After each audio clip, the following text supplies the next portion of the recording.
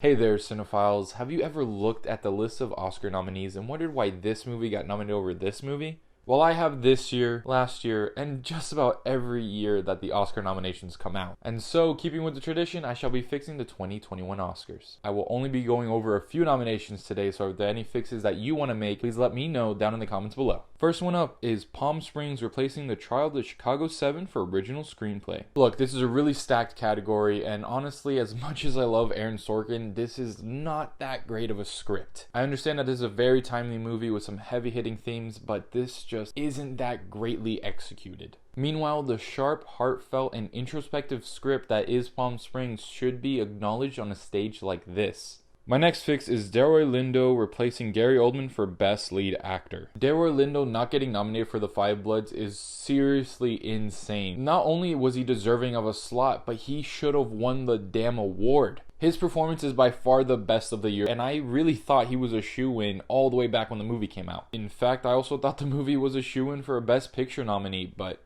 that didn't work. For some reason, the Oscars really just were against this movie this year, and it is an atrocity because Delroy Lindo is heartbreaking in this role. My next two fixes kind of go back to back. The first of the two is Alan S. Kim replacing Steven Yeun for Best Lead Actor. Yes, they are both in the same movie. However, I think Alan S. Kim is actually more of the lead than Steven is. That is not to say that Steven doesn't deserve a nomination, because he does, and I will get to that in a second, but I just really think that Alan carries this movie as the lead. In my opinion, if he's not more in the movie, he definitely feels like he is, especially since so much of the movie revolves around him. Also, it's been a really long time since a child has been nominated in one of these categories, and really he was the best part of that amazing movie. But back to Steven Yeun, he should replace Sacha Baron Cohen for Best Supporting Actor. Yes, I think Steven is much more of a supporting actor, and he definitely deserves to be nominated, especially over Sacha's performance in The Trial of Chicago 7. I, for one, really don't understand why so much love is going towards Sacha for this role, which was fine. It wasn't bad, but it also wasn't spectacular.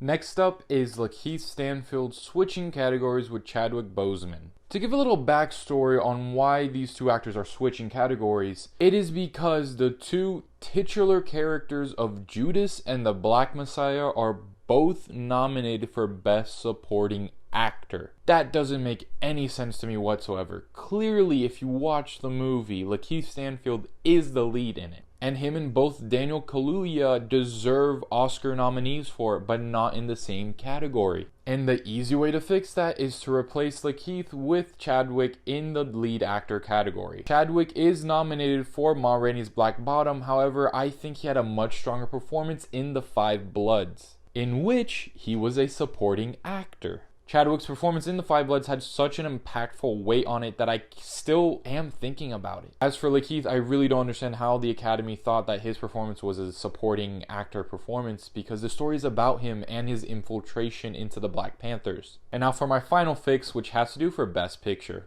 The Trial of the Chicago 7 and Mank being replaced by any of Soul, The Five Bloods, Palm Springs, I'm Thinking of Ending Things, Emma, Another Round, and more for Best Picture. Man, when I tell you the Academy loves to go all in on movies that are just okay, this is definitely one of those times. Mank is ultimately Mank, and it felt like a chore to get through. As for The Trial of Chicago 7, it's a fine movie. There's nothing to hate about it or truly dislike about it, but there's nothing to love either. Both of these movies just feel like they're being rewarded for the filmmakers' careers rather than the movies themselves. But then again, isn't that every Oscars? Anyways, those are my major fixes for this year's Oscars. If you have any fixes that you would make, please let me know down in the comments below. As always, thank you guys for watching, liking, and subscribing. Please stay tuned for more Yeti Films content, and I'll catch you later.